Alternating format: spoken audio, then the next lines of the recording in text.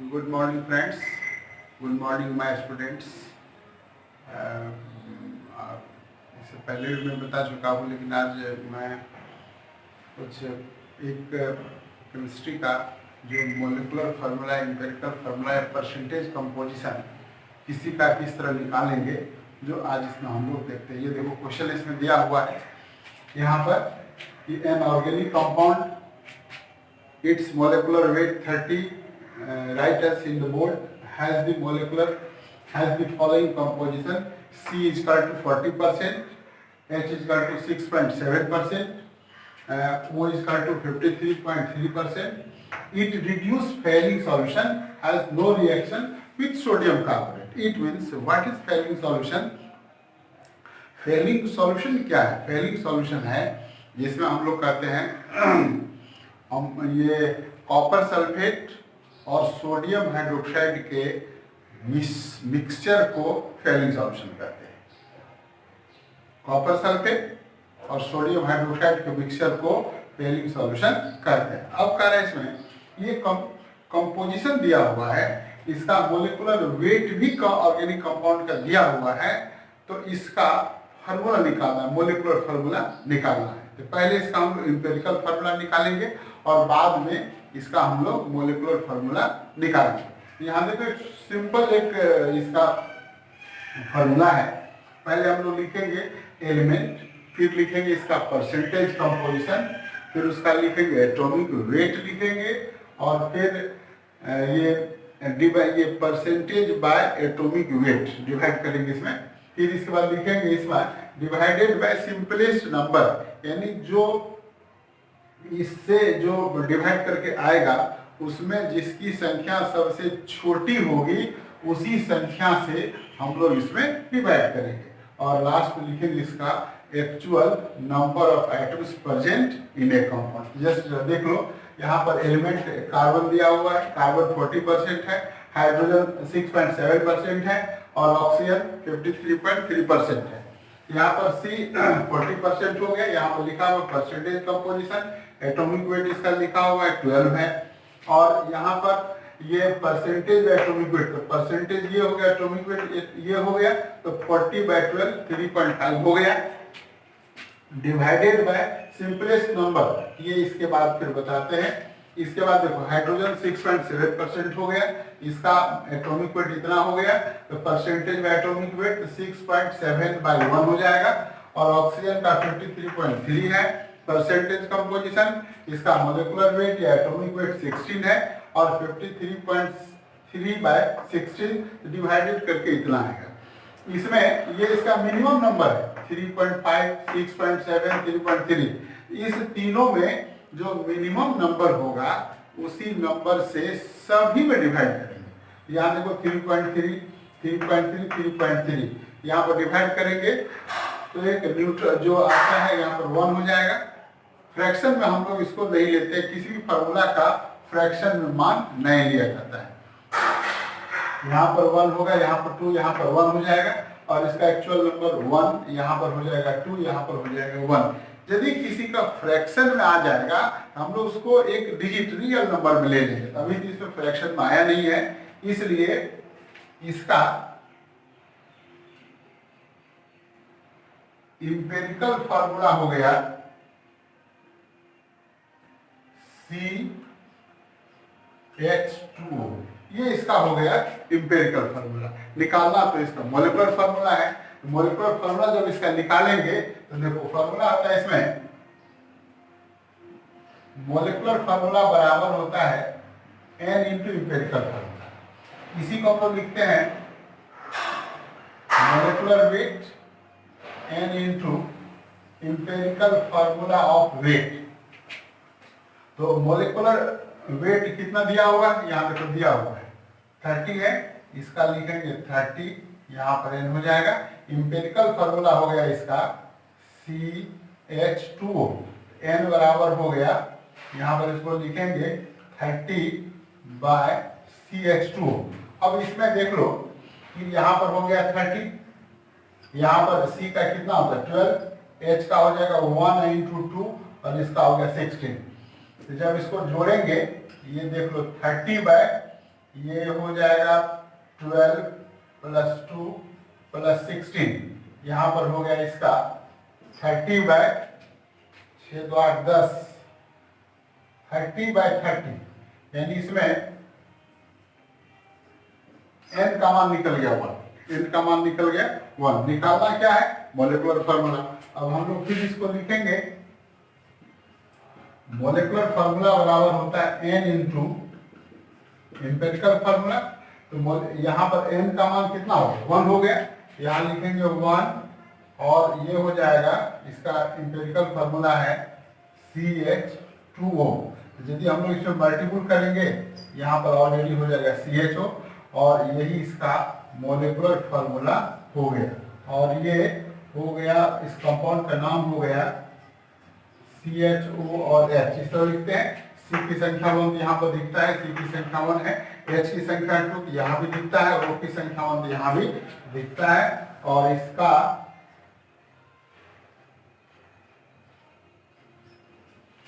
Formaldehyde,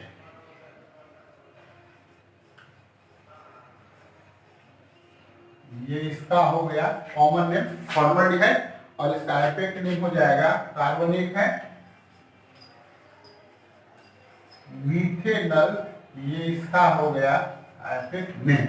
तो ये हम लोग इसी तरीके से किसी भी ऑर्गेनिक कंपाउंड का कंपोजिशन जो दिखाने के लिए रहता है, परसेंटेज कंपोजिशन जो दिया हुआ रहता है, इसमें या तो आएगा मॉलिक्यूलर फार्मूला निकालने के लिए, या नहीं तो एम्पिरिकल फार्मूला। जब हम लोग एम्पिरिकल फार्मूला निकालेंगे, इसको बस यही कर लिखेंगे, ये मॉलिक्यूलर फार्मूला के लिए, और जब तक मॉलिक्यूलर वेट नहीं दिया हुआ रहेगा तब तक हम लोग मॉलिक्यूलर फार्मूला नहीं निकाल सकते हैं। तो ये एलिमेंट हो गया, ये परसेंटेज कंपोजिशन हो गया, ये इसका एटॉमिक वेट हो गया, और यहाँ पर परसेंटेज बटे एटॉमिक वेट हो गया डिवाइडेड बाय सिंपलेस्ट नंबर हो गया, और ये हो गया एक्चुअल नंबर। जो एलिमेंट दिया उस एलिमेंट को यहाँ पर लिखेंगे, एलिमेंट का परसेंटेज लिखेंगे और इसका एटॉमिक वेट लिखेंगे, और परसेंटेज बाय एटॉमिक वेट से डिवाइड करेंगे।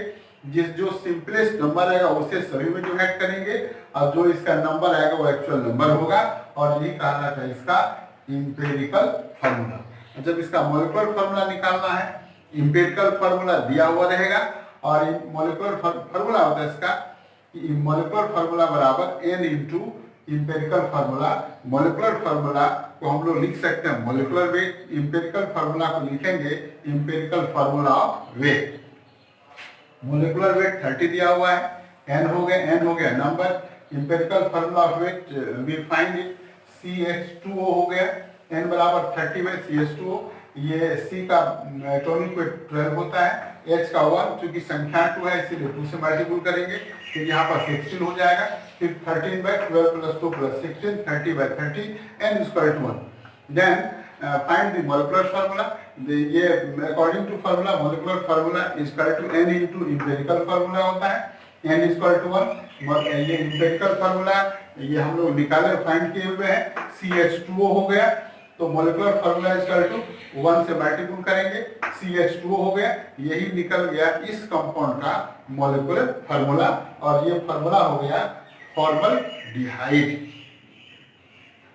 अब इससे आगे अभी हम लोग देखेंगे, बताए थे नेक्स्ट क्लास में कि व्हाट हैपन, हम लोग कैसे किसी का निकालेंगे। हर एक ईयर आते ही रहता है व्हाट हैपन और कन्वर्सन, बोर्ड फाइनली बोर्ड में 12th की बोर्ड में। तो व्हाट हैपन के लिए सबसे पहले जरूरी है रिएक्शन को समझना, कुछ चीज अभी बताएंगे। इसके अलावा कंपाउंड का नाम भी याद रखना है, और यदि ये दो चीज रहेगा कि रिएक्शन कैसे बनाएंगे, कंपाउंड का नाम क्या होगा, तो ये आसानी से ये सब का सब बन सकता है। तो अब जैसे देखो इसमें 2-3 चीज बहुत दिन से कुछ क्वेश्चन नहीं आया है, जैसे थोड़ा सा जिक्र यहाँ पर हो गया, यहाँ पर फेलिंग सॉल्यूशन जस्ट भी बताए हैं कि फेलिंग, इस पर भी अभी क्वेश्चन देंगे कि फेलिंग सॉल्यूशन फॉर्मिक एसिड से रिएक्शन करके क्या बनाता है। Fehling solution react with formic acid then formic. फिर इसमें फेलिंग सॉल्यूशन है, टॉलिन्स रिएजेंट है।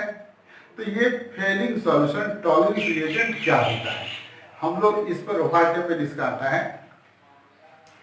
और फेरिक सॉल्यूशन में जस्ट बताए हैं कि कॉपर सल्फेट और सोडियम हाइड्रोक्साइड को यदि मिला के हीट करते हैं तो ये बनता है कॉपर ऑक्साइड, कॉपर हाइड्रोक्साइड। तो कॉपर सल्फेट और सोडियम हाइड्रोक्साइड के मिक्सचर को हम लोग कहते हैं फेरिक सॉल्यूशन। और एक आता है बेंडिक सॉल्यूशन। बेंडिक सॉल्यूशन क्या है? तो ये फेरिक सॉल्यूशन से रिलेटेड है। कॉपर सल्फेट और पोटासियम हाइड्रोक्साइड के मिक्सचर को हम लोग बेंडिक सॉल्यूशन कहते हैं। टॉलिन्स रिएजेंट क्या है? तो टॉलिन्स रिएजेंट में अमोनियम हाइड्रोक्साइड सिल्वर नाइट्रेट के सॉल्यूशन को मिलाते हैं। ये टॉलिन्स रिएजेंट कहा जाता है, जो ये मिरर का काम करता है, जिससे समझ जाते हैं इसमें फॉर्मिक एसिड प्राप्त होता है। जस्ट आगे देखो इसका। हेलो स्टूडेंट, अब देखो इसमें कि हम लोग व्हाट हैपेन कैसे बनेंगे। सबसे पहले बताया भी है कि सबसे पहले फार्मूला जरूरी है और रिएक्शन जरूरी है। जब तुम लोग 11th होगा तो ये पढ़ा होगा रिडॉक्स रिएक्शन। रिडॉक्स रिएक्शन मतलब ऑक्सीडेशन रिडक्शन में रिएक्शन का बहुत अधिक जिक्र किया गया है। यहाँ पर देखो, इसमें पहला क्वेश्चन है कि acetaldehyde reacts with ferric solution. पाठ्यक्रम इसी तरह आएगा, acetaldehyde reacts with ferric solution, यानी एसिटाल्डिहाइड फेरिक सॉल्यूशन से रिएक्शन करके क्या बनता है। यहाँ देखो, इसमें पहले फेरिक सॉल्यूशन क्या होता है अभी जस्ट बताया भी है। एक क्वेश्चन भी था इसमें कि फेरिक सॉल्यूशन क्या है। तो कॉपर सल्फेट और सोडियम हाइड्रोक्साइड के मिक्सचर को हम लोग फेरिक सॉल्यूशन कहते हैं। यहाँ पर जब फेरिक सॉल्यूशन एसिटाल्डिहाइड से रिएक्शन करता है तो Cu2O बनाता है, कॉपर ऑक्साइड। इसमें यहाँ पर देख लो कि ये कॉपर सल्फेट है plus sodium hydroxide reacts to form copper hydroxide and sodium sulfate. Again, copper hydroxide already reacts to form copper oxide. This copper oxide reacts with acetaldehyde. ये जो CuO है, ये एसिटाल्डिहाइड से रिएक्ट करके ये बनाता है Cu2O बनाता है। तो ये इसका रिएक्शन इतना लिखना पड़ेगा। Then form to acetic acid, और एसिटिक एसिड बनाता है। यहाँ पर एसिटाल्डिहाइड यदि रहेगा इसमें, acetaldehyde react with ferric solution, तो ये रिएक्शन यहाँ पर लिखना पड़ेगा। और इसमें 2 नंबर का क्वेश्चन आता है, 2.5 नंबर का आता है, इसमें तुमको फुल नंबर मिलेगा। तो यहाँ पर याद रखना है थोड़ा सा कि कॉपर सल्फेट और सोडियम हाइड्रोक्साइड के मिक्सचर को हम लोग फेरिक सॉल्यूशन कहते हैं to form copper oxide and reacts with acetaldehyde to form acetic acid and copper oxide Cu2O।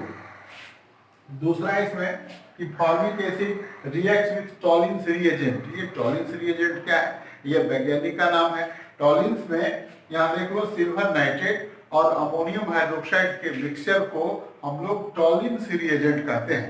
It reacts with formic acid then form a silver mirror. This is practically ये laboratory work. ये laboratory work में हम लोग इसको practical में देख सकते हैं सिल्वर मिरर कैसे बनता है। यहाँ पर ये फॉर्मिक एसिड यदि टॉलिन्स रिएजेंट से रिएक्ट करता है तो सिल्वर मिरर बनता है। लेकिन यहाँ सिल्वर ये यहाँ लिखा हुआ है टू गिव सिल्वर मिरर। यहाँ silver nitrate reacts with ammonium hydroxide to form silver hydroxide and ammonium nitrate. Again, silver hydroxide on heated to form silver oxide, and silver oxide reacts with formic acid to form silver mirror and carbon dioxide and water. This is what happen कि क्या होता है जब, जैसे हम लोग कहते हैं कि लाल यदि रेड हॉट आयरन पर यदि हम लोग पानी देते हैं तो वह क्या बनता है? H2 गैस बनता है। ये सभी लोग जानते हैं। जैसे लोहा गर्म है, पानी दोगे तो क्या होगा? वेपर निकलेगा।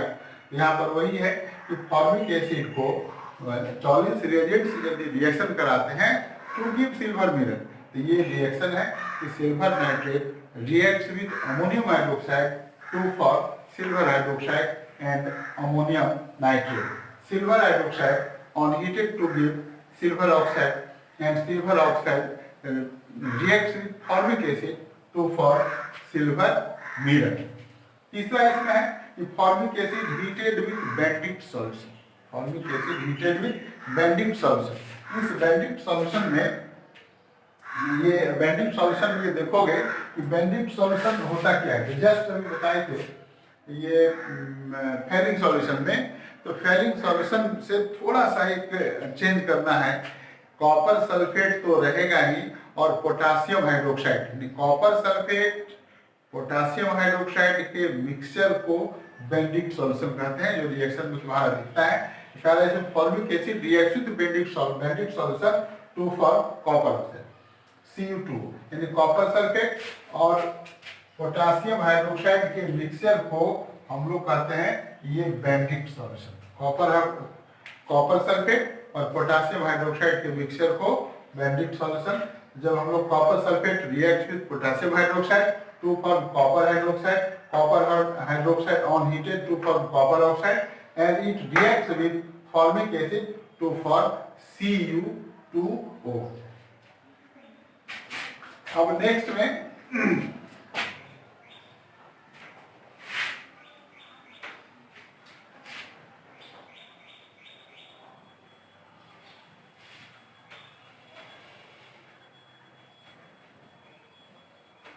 समझना है, केमिस्ट्री आसान है, बहुत भारी नहीं है। थोड़ा थोड़ा यदि समझ में नहीं आएगा कि ये क्वेश्चन तुम लोग लिख के भेज भी सकते हो, सारे का आंसर हम बता देंगे, समझाने का पूरा प्रयत्न करेंगे, लेकिन थोड़ा सा प्रयत्न तो तुम लोगों को करना भी पड़ेगा कि हम लोग इसको समझे कैसे। केमिस्ट्री बहुत ही आसान है, बताए हुए थे डिफिनेशन में रिलेशन बिटवीन टू और मोर atoms. This is all chemistry, simple definition है। प्रॉपर्टी जेट स्ट्रक्चर जो भी होगा वो सब अलग अलग बात है, लेकिन एक रिलेशन फॉर्म करता है। हम लोग कहते हैं ऑक्सीजन हाइड्रोजन रिएक्शन करके जल बनाता है, कभी नहीं बनाता है जब तक कैटलिस्ट नहीं होगा, वह वाटर का निर्माण नहीं कर सकता है, क्योंकि ऑक्सीजन और हाइड्रोजन डेली रिएक्ट करता है। क्या डेली बारिश होती है? नहीं होती। जब तक ऑक्सीजन हाइड्रोजन रिएक्ट करेगा, कैटलिस्ट नहीं होगा, और वो कैटलिस्ट है पीटी मतलब प्लेटिनम। प्लेटिनम के प्रेजेंस में ही oxygen reacts with hydrogen to form water. अब जैसे देखो इसमें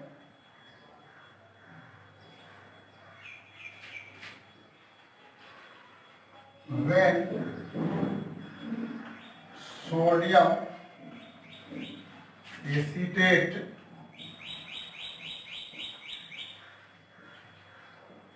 is heated with soda lime। करेंगे, कितने बार ये क्वेश्चन आ चुका है कि sodium acetate is heated with soda lamp, तो क्या बनाता है?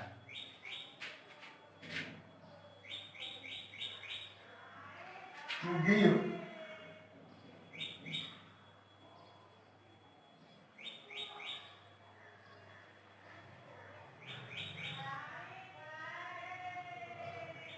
Methane gas. करें कि सोडियम एसीटेट जब सोडा लाइम से रिएक्शन करेगा तो मीथेन गैस बनता है। जरा देख लो, अब इसमें सोडियम एसीटेट का फार्मूला भी चाहिए, सोडा लाइम का भी फार्मूला चाहिए। तो सोडियम एसीटेट का फार्मूला CH3COONA, ये हो गया सोडियम एसीटेट। सोडा लाइम अभी जस्ट लिखे NaOH होता है, इसमें हम लोग 2 से मल्टीपल करेंगे, और जब 2 से मल्टीपल करेंगे इसमें से ये निकल जाएगा, ये देखो, ये निकलेगा, क्या बचेगा? CH3 और H, ये क्या बना लेगा? CH4 बना लेगा, प्लस Na2 और CO3, सोडियम कार्बोनेट बनाता है। अब इसमें अब देखो sodium acetate is heated with soda lime, ये सिंपल रिएक्शन है, और प्रत्येक क्वेश्चन ये आता है, चाहे वो 12 का परीक्षा हो, किसी और का एग्जामिनेशन हो, ये आता है। नेक्स्ट में देखो, इसमें when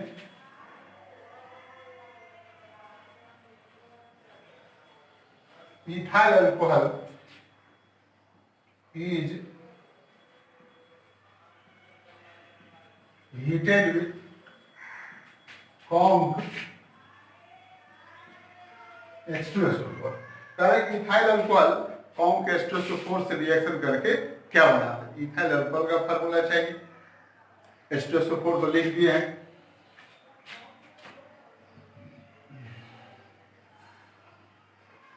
इसमें दो रिएक्शन होता है, दो आंसर इसका होता है, दोनों आंसर सही है। अब जैसे देखो टू गिव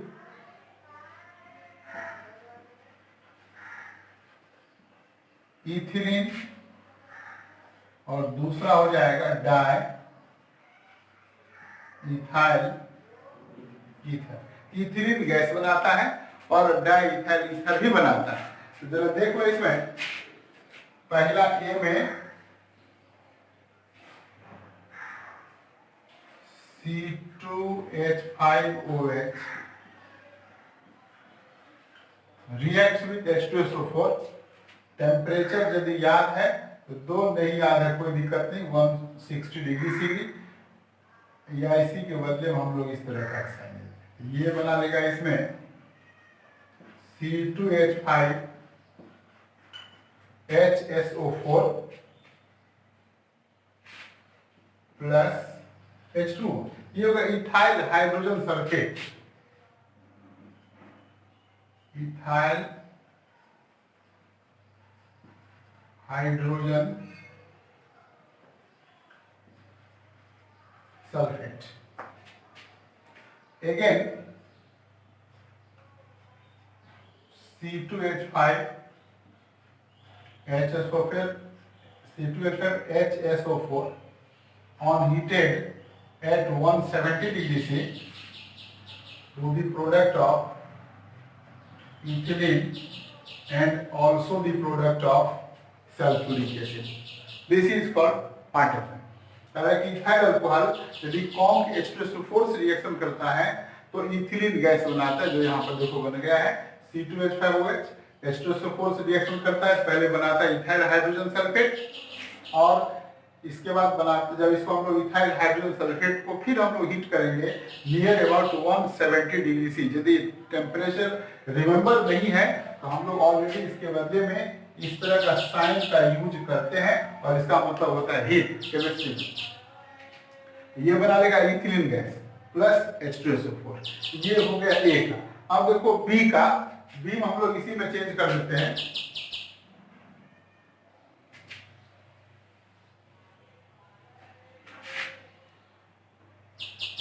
बी में ethyl alcohol reacts with H2SO4 already to form C2H5HSO ethyl hydrogen sulfate, and again ethyl hydrogen sulfate reacts with ethyl alcohol. Ethyl hydrogen sulfate reacts with ethyl alcohol to form diethyl ether.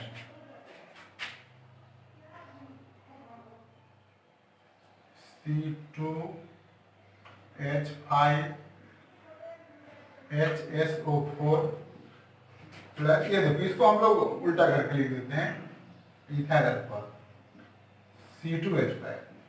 जब already इसको भी हम लोग heat करेंगे इसमें से ये निकलता है, ये निकलता है।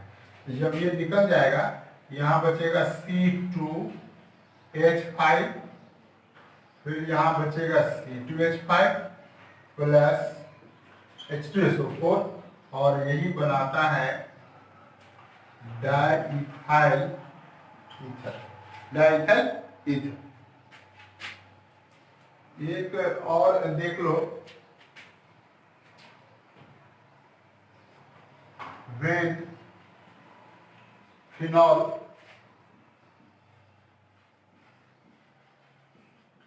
reacts with zinc dust. करें कि फिनॉल जिंक डस्ट से रिएक्शन करके क्या बनाते हैं? फिनॉल का नाम सुना होगा, सभी लोग कहते हैं घर में फिनाइल यूज करते हैं। फिनाइल कुछ होता नहीं, वो तो ऑलरेडी रेडिकल है, फंक्शनल ग्रुप है। यदि उसमें जब तक कोई भी फंक्शनल ग्रुप एलिमेंट जब तक जुटेगा नहीं कंपाउंड तो होगा नहीं। यहाँ पर कह रहा है कि phenol react with zinc dust, तो फिनॉल जिंक डस्ट से रिएक्शन करके क्या बनाता है, ये बेंजीन का निर्माण करता है। यहाँ पर पहले लिख देते हैं आंसर में, टू गिव बेंजीन। यदि इसको लिखोगे तो स्ट्रक्चर में हम लोग इस तरह भी इसको लिख सकते हैं,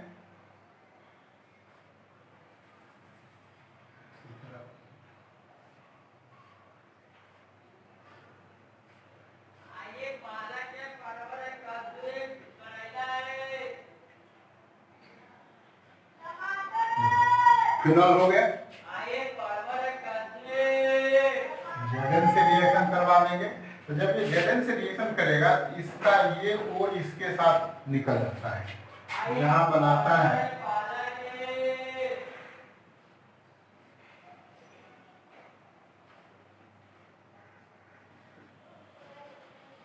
ये बनाता है बेंजीन।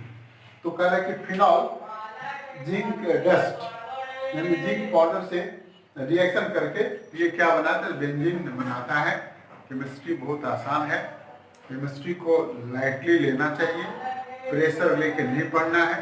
और केमिस्ट्री ऐसा सब्जेक्ट है यदि उसको थोड़ा सा भी दिल से पढ़ो तो कहीं गड़बड़ी नहीं होगा। लेकिन सबसे जरूरी है याद करना, तो थोड़ा सा जरूरी, एलिमेंट का नाम याद करना पड़ेगा, कुछ फार्मूला याद करना पड़ेगा, क्योंकि हम लोगों से वो रिलेटेड है नहीं, उसको याद करना ही पड़ेगा। जब फार्मूला याद हो जाएगा, रिएक्शंस आ जाएगा समझ में, तो हम लोग इसमें इसको इत्मीनान से बना सकते हैं। Thank you.